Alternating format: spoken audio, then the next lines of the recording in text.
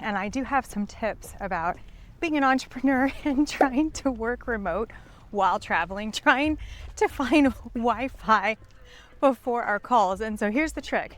So you just go to a cafe, you ask them if they have internet, you say, oh, if I buy something, can I use the internet? They usually say yes.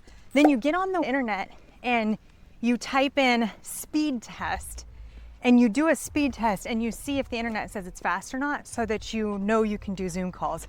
So I was able to do all of my Zoom calls without internet issues. It was awesome, but you have to give yourself like a good hour lead time just in case you find a place that doesn't have good internet and then you have to go somewhere else. And then you buy food so that you can stay there and do your calls. One of the things I'm doing next time is I'm not gonna have a return flight home. I'm gonna book a one-way. And part of the reason I can do that is because I do have a remote business, and it's taken me 25 years of entrepreneurship to figure out the life that I wanted and to, finally build a online business that I feel really, really good about. It's been a long time coming. On this trip, we had a return flight that we had to get back to. We flew down to Malta from London for my brother's wedding, and then we had to make our way back to London. And so every day we're like, okay, we need to be on the train for at least 2 hours in order to make our way back. Otherwise, we're not gonna make it. We just finished up almost a week in Malta.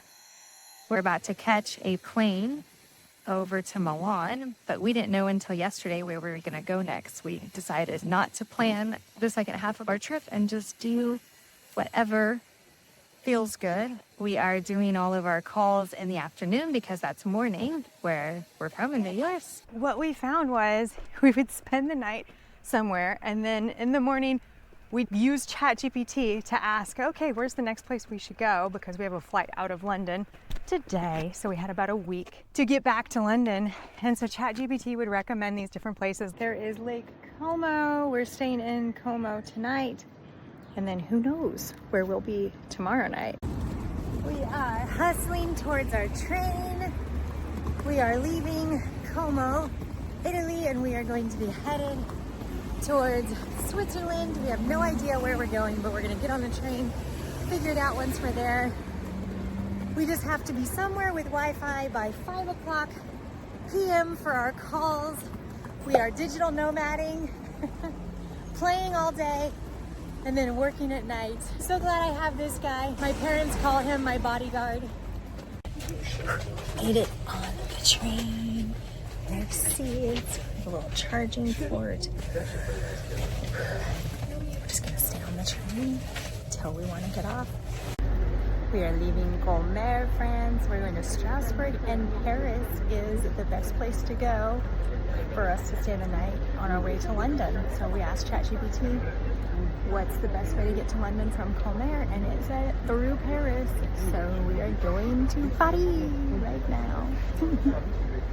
We are in Strasbourg. We missed the train to Paris. So we're waiting a couple hours, and we're gonna be super tight for making our calls. We both have calls starting an hour after we land in Paris, but we've got this. We are on a super fast train. It's going so fast, and we arrive and we have 1 hour to find Wi-Fi before we both have calls. We can do it. We landed in Paris. We're hoofing it to our next bus. It's the train station in Paris. Just barely made it to a coffee shop in time to do my call. We are right by the bus station in Paris. It is a little sketchy. This is Paris.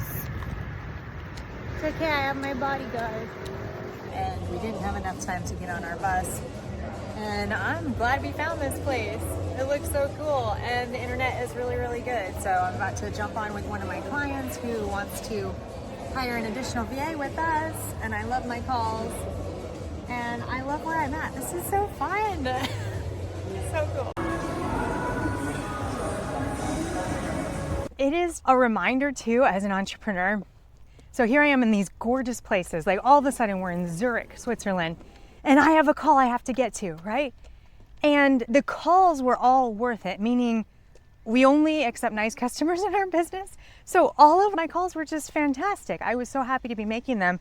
And I was thinking, if I had a business where I didn't love what I did and I didn't love my customers, that I would be like, why do I have to take this call? I'm in Zurich. I want to be walking around. And obviously I did want to be walking around as well, but I was happy to take my calls, which I think is really, really important. When you're working remote and traveling, every minute counts, and you want to make sure that you're doing the things that push your business forward, doing the things that help your customers, help your team. And so that was a good reminder as well. All right, we realized that there's a time change, and our calls that we worked really hard to be able to get to are now an hour earlier than we thought they were. And so I am going to have 50 minutes after we land to be able to jump on my call. I'm gonna have my team ready to take the call, but that doesn't feel very good. It feels very stressful. Like, I know they can do it, but it would be really, really stressful for them to take the call. So we are going to just try to get Wi-Fi. What's that face? We're gonna try to get Wi-Fi right after we land to take our calls and keep learning. We keep learning new things all the time. About to leave Paris. So really, the next time we travel, we're gonna kind of get one spot so that we can go to the grocery store, cook. But this time, we literally were in a new city every single night trying to find Wi-Fi before our calls, but we did it. Do you want to learn how I built a business that finally set me free to be a digital nomad and travel the world? Then stay tuned for my next YouTube video.